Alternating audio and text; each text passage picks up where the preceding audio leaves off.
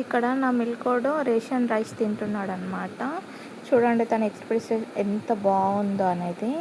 నా స్టాఫ్ కూడా అడుగుతా ఉంటారు, "అక్క రేషన్ బియ్యం మీరు పుల్లలు పుల్లలుగా వండుతారంట కదా! సో, ఒకసారి ప్రాసెస్ చెప్పరా" అననేసి.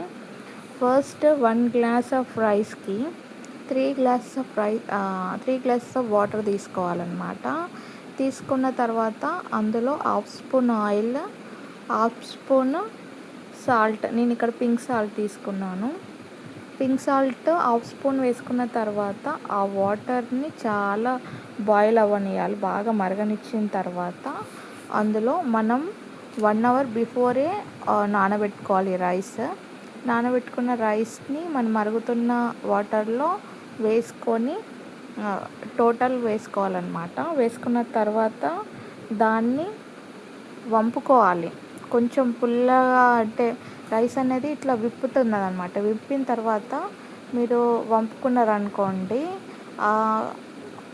కొంచెమే పలికిప్పాలి. బాగా పలికిప్పిందంటే మీకు మొత్తం ఎట్లా అంటే మెత్తగా అవుతుంది చూడండి. చిన్నపిల్లలు తినిపించేటట్టుగా ఉగ్గు ఉగ్గు అట్లా అవుతుంది. అట్లా కాకుండా కొంచెం పలిపగానే వంపుకున్నారనుకోండి, గ్యాస్ మీద 5 to 10 మినిట్స్ పెట్టారంటే ఇక నేను ఇక్కడ వీడియోలో చూపిస్తున్నట్టు పుల్లలుగా అవుతుంది రైస్ అయితే.